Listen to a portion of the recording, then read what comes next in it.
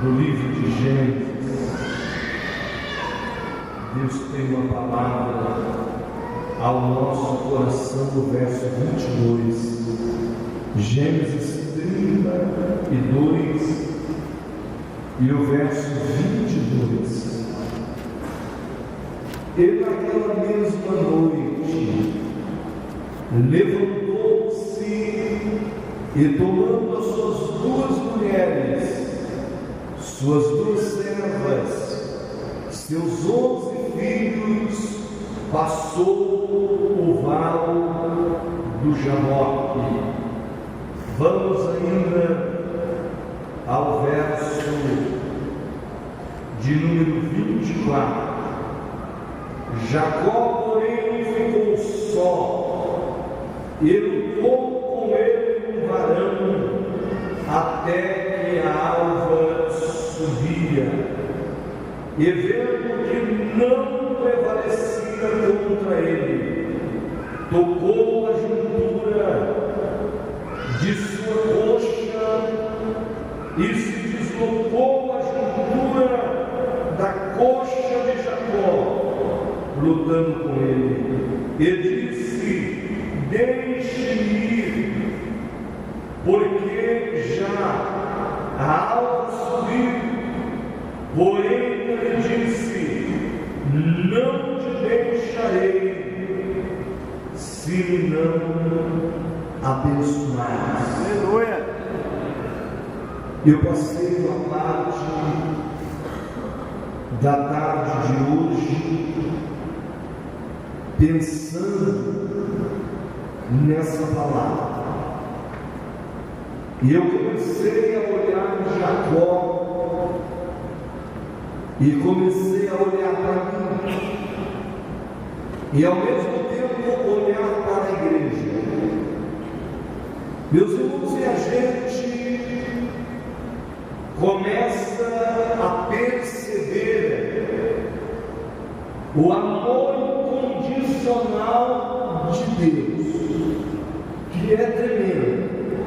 Eu não vou nem entrar muito nesse detalhe, porque nós não temos tempo para isso. Mas ao mesmo tempo que você olha para esse amor incondicional, irresistível,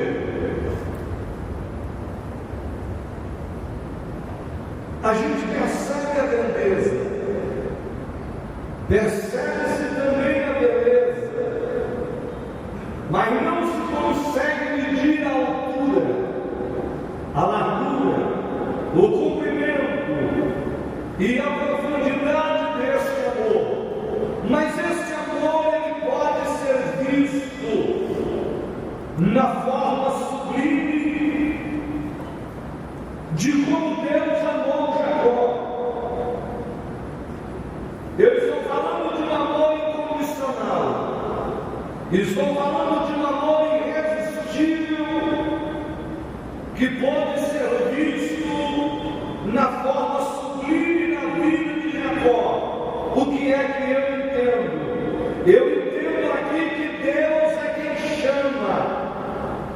Ouça bem, eu disse que eu entendo que Deus é quem chama o ser humano. Não importa as condições que essa pessoa esteja, Deus chama ele. Em outras palavras diz: Maria, José, Jacó, João, venha para cá.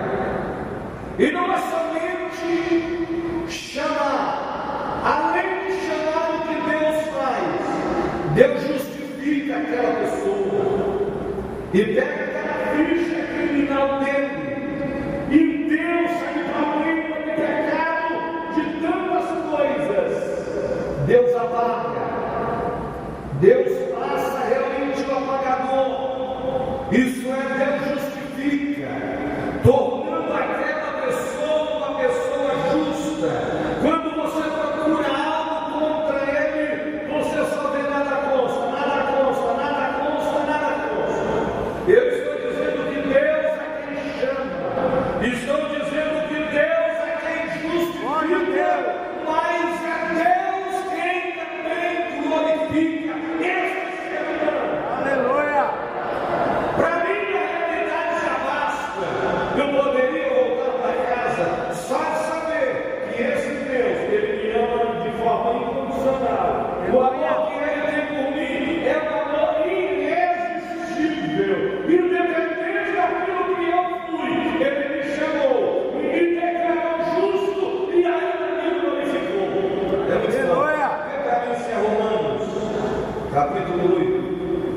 E o verso de número 30.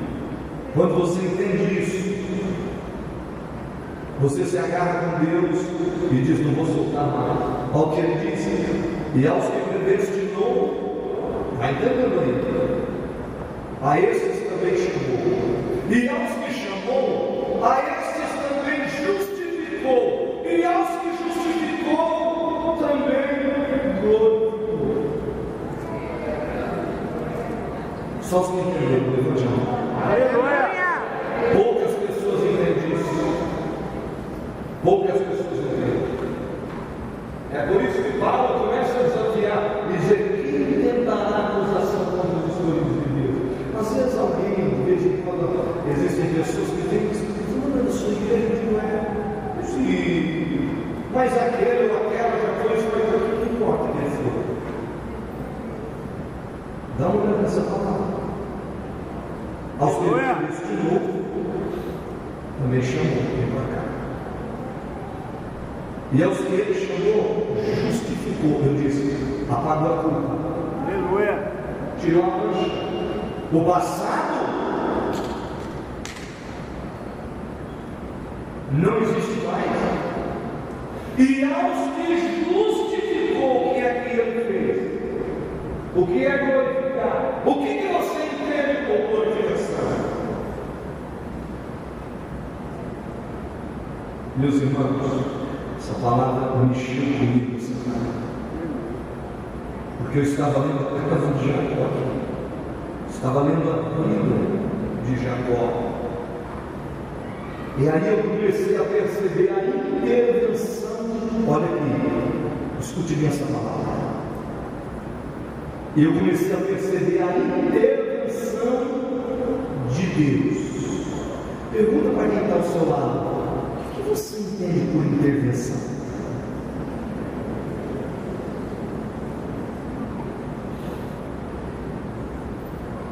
É Deus entrando na vida de alguém. Já viu como tem duas pessoas, às vezes, numa discussão, num acerto, e alguém não quer intervir, ele não quer que você intervir. Agora aqui nós estamos vendo Deus intervindo, Deus entrando no meio para mudar as coisas. É isso que Deus fez na minha vida. Eu disse que a vida de Jacó é a minha vida e a sua vida também. E você vai entender já isso. Meus irmãos, o que é que nós percebemos quando você começa a ler esta palavra do verso 22, capítulo 32 de Gênesis, o verso de número 22. Vamos olhando até o verso de número 24. Quem é que não se conhece a vida de Jacó? Eu vou mostrar para vocês aqui, agora em poucos minutos, como Deus confronta Jacó na hora da maior angústia da sua vida. Esse aqui era o pior momento que Jacó estava vivendo. O que é que havia acontecido? Vocês conhecem muito bem a história. Ele havia mentido para o seu pai. E coisa terrível é quando um filho mente para o pai. Tem alguém aqui que ainda mente? Levante a mão para que a gente veja. Meu Deus, como vocês são verdadeiros, são ardentes. Parabéns a pessoa que está ao seu lado. Parabéns, você é uma pessoa da verdade. Aperte a mão dele pelo tempo.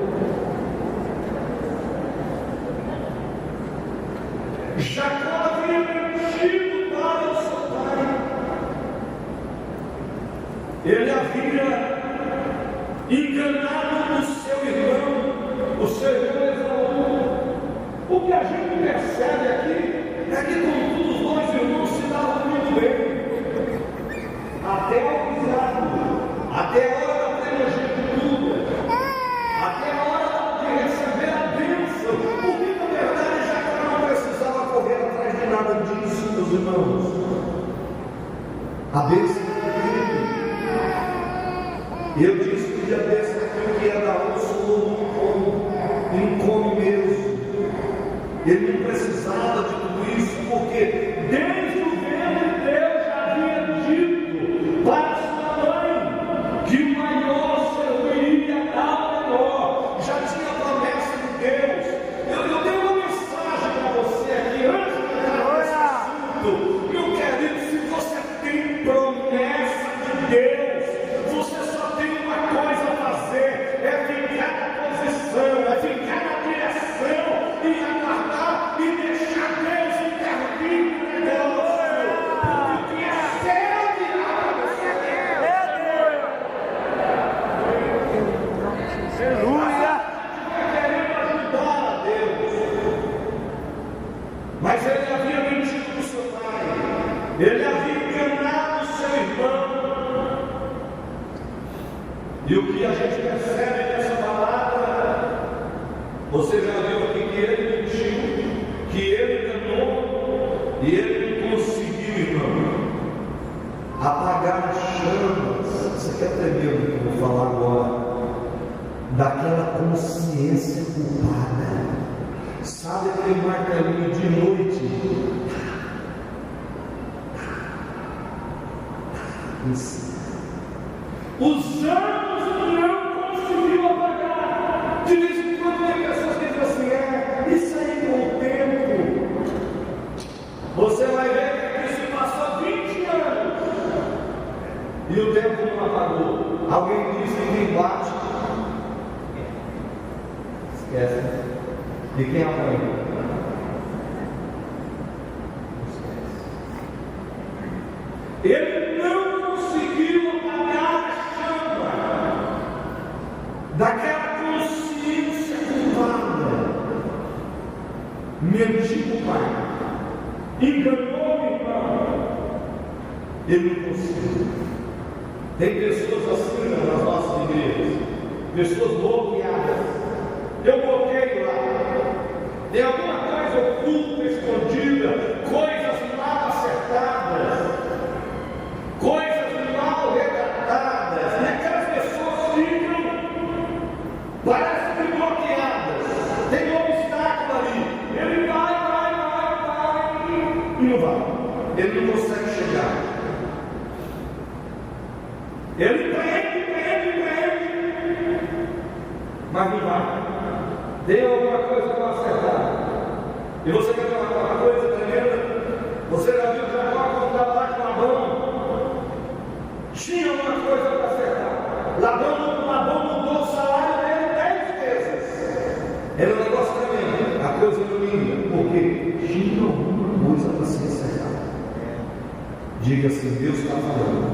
Deus está falando. Mais forte: Deus está falando. Deus está falando. Irmão, eu acredito que essa noite aqui o Espírito está falando com alguém que tem alguma coisa para acertar. E nós damos uma olhadinha se perto de você não tem pessoas fazendo farra ou conversando demais. Porque um dia desse uma pessoa falou para mim que isso andava tudo parece daquela primeira coluna para cá, ou da segunda. Ele disse que tem uns ambientes ali atrás que é mensagem, é uma farra, é um negócio tremendo. Qualquer dia desse eu vou fazer o dedo de um chuva, vou me disfarçar e sentar lá atrás só para ver se isso é verdade. Amém? Está tudo bem aí atrás, irmão. Eu quero que você ouça essa mensagem. Bem disposto, estão bem aí atrás. Levante a mão se está tudo bem. Aleluia. Então tá. Se não tiver, pode mandar um bilhetinho aqui. Porque essa palavra eu preciso entregar ela hoje. Aleluia. Entregar essa palavra. Mas observe bem. Eu estou dizendo que o tempo, que os anos não conseguiram apagar as chamas de uma consciência culpada.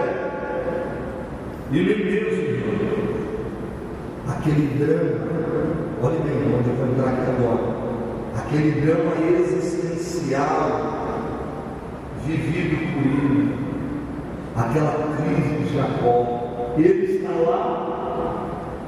lá em Padan, na casa de Labão, construindo uma família, construindo uma história. A mente dele estava lá na casa do pai, Ele se lembrava do que ele havia feito com o pai e do que ele havia feito com o irmão. É a mesma coisa, eu estou ministrando aqui agora, tem pessoas mandando mensagem no celular. Irmão, por favor, desligue seu celular. Desligue, isso é um pecado tão grave. Isso é um pecado tão grave.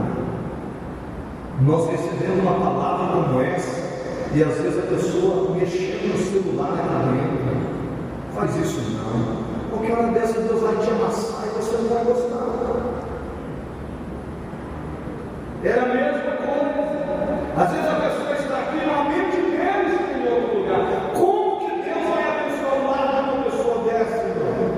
Como que Deus vai intervir na vida de uma pessoa dessa? Não tem como. Deixa isso para você mexer em casa. Mas vamos pegar da palavra. Dá a impressão que eu não estou vendo nada. Dá a impressão. Mas eu estou vendo muita coisa acontecendo aqui dentro ao mesmo tempo. Mas observe bem, ele não conseguiu de maneira nenhuma apagar esse drama existencial que foi vivido por ele. A crise de Jacó, ela continuava acesa entre ele e Esaú, ali no coração. E depois de 20 anos, ele está de volta àquela terra e ele precisa encontrar Esaú. Eu vou traduzir algo para você aqui. Existem coisas na nossa vida, coisas do nosso passado, que não tem jeito. Um dia a gente vai ter que encarar. Pergunte para quem está ao seu lado: você está pronto?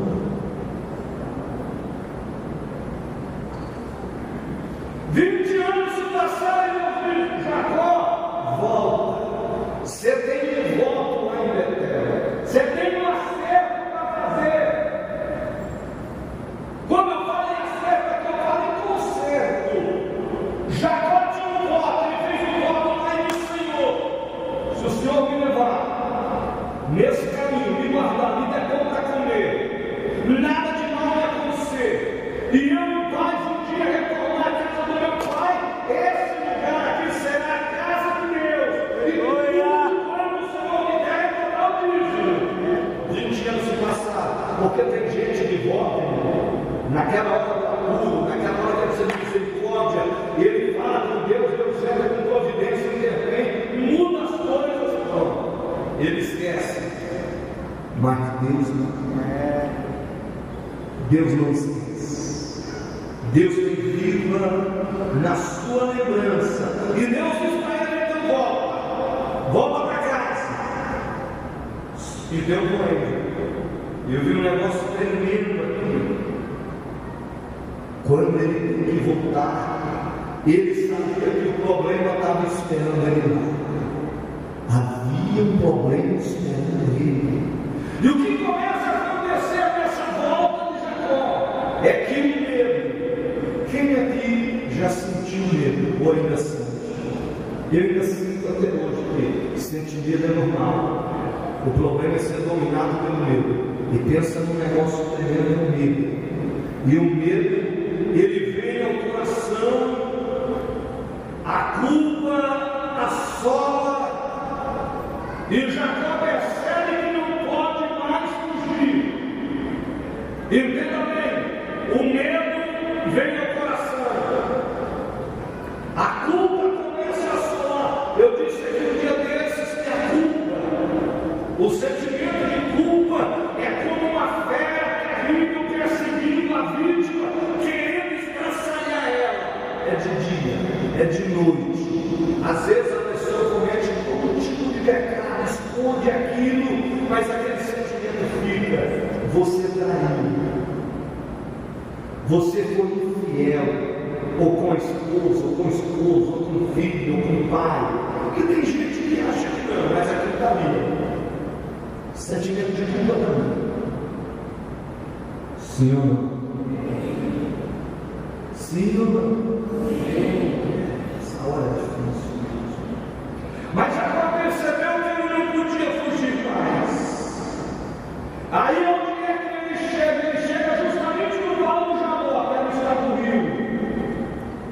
Ele tinha que atravessar. Vai entendendo o que Deus está falando esta noite com cada um de nós. Ele pega a sua família naquela mesma coisa, suas mulheres, suas servas, os seus 11 filhos, e passa o vale de Jabó. Mas você sabe o que acontece? Dá uma olhadinha no verso 23. Fez passar o primeiro, fez passar tudo que ele tinha. Põe o 24. É ali. Jacó, porém, ficou só e lutava com ele o homem até o último dia. Existem acertos na nossa vida que é você e Deus. Isso aqui é um particular. Não adianta você querer colocar pessoas no meio. É você e Deus. Até aqui, a vida de Jacó foi problema. Até aqui, nada deu certo na vida desse homem. Tudo deu errado. Até aqui, Jacó agiu do jeito dele. Ele precisava de uma mudança de vida. Existem coisas na nossa vida que precisam ser mudadas. E aqui, eu estou falando de um homem que nasceu no lar cristão, temente a Deus, uma pessoa que buscava a Deus, chegou a ver uma visão da escada, que os pés da escada estavam na terra e o topo estava no céu, e Deus estava no topo daquela escada, os anjos de Deus subindo e descendo ali, Deus falando com ele, coisas tremendas. Estava desesperado. Tinha certo para ser feito. Muita coisa precisava mudar na sua vida. Porque ser crente não é simplesmente vir a uma igreja, você está mudando. Você precisa ser crente por dentro e por fora. Tem pessoas que aqui dentro seria até importante que Jesus voltasse numa hora dessa e pegasse aqui dentro, que pode ser que ele até subiria. Mas se esperar o arrebatamento pegar ele lá na rua, lá fora, o outro estilo de vida que ele vive, porque há pessoas que vivem uma duplicidade de vida. Aqui dentro ele é uma coisa e lá fora é outra. E ele, ninguém de nós sabemos qual é a hora que a morte vai me surpreender, ou que a tormenta vai tocar meus irmãos. Essa noite Deus está dizendo: passa tudo bem para lá do rio e volta, porque essa noite Deus quer ficar sós com você.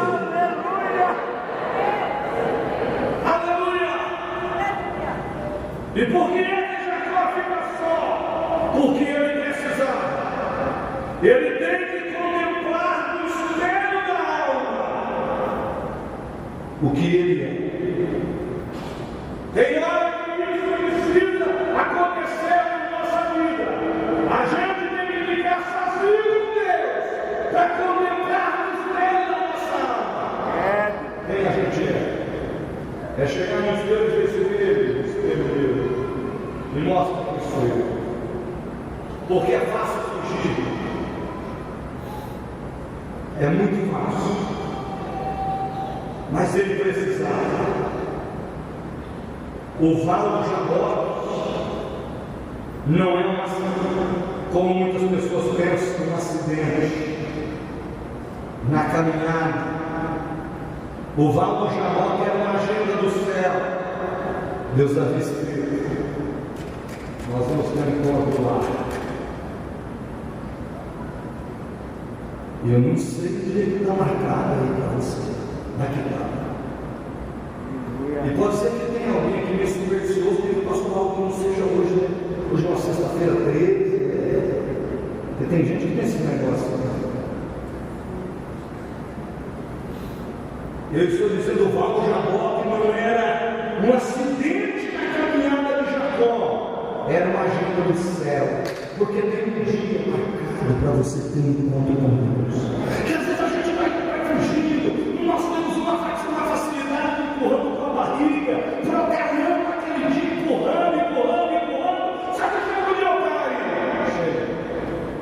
Já viu isso aí? Acontece até em processos. Às vezes você vai, recurso, vai, chega. Agora tem que pagar. Esgota seus recursos, não tem como você está. Aqui aconteceu a mesma coisa. Chegou aquele dia que Deus marcou um encontro com Jacó e disse: agora é nós dois. É interessante que você percebe que todo mundo foi passado para lá do rio e ele teve que voltar. Era um negócio que os dois tinham que resolver. E aí? Será que essa noite tem alguém aqui que tem alguma coisa para resolver? Talvez coisa do seu passado. Talvez um dom. Talvez alguma coisa que está te impedindo. Talvez você quer levar aquela vida de fé. Você quer ser aquele crente de verdade, por dentro e por fora, não consegue. Não consegue. Porque você ainda é um Jacó disfarçado de Esaú. Aqui agora, era aquele negócio, aqui você não vai mentir mais. Se você vai ganhar mais vara de abelheira, das ovelhas parindo estrados e malhados, aqui você não vai poder vestir mais a capa para enganar um senhor idoso dizendo que você é Esaú, sendo que você é Jacó, porque tem homem que esse espírito vem, aquele espírito da mentira, aquela mentirinha que alguém diz, é uma mentirinha santa, outra é uma mentirinha pequena, isso aqui é só para acertar. E o diabo que gosta de crente doente? É 8h44 de João, vem para mim se é mais ou menos por aqui. Ele fica feliz quando vê crente mentindo, enganando, trapaceando. Vós tendes por pai o diabo, Jesus está falando, não sou eu. E quereis satisfazer o desejo do vosso Pai. Ele é homicida desde o princípio, nunca se firmou na verdade, porque nele não há verdade. E quando profere mentira, fala do que é próprio, porque é mentiroso. Ele é pai de mentira. Os irmãos estão aí, amém? Só os que estão aqui, digam amém.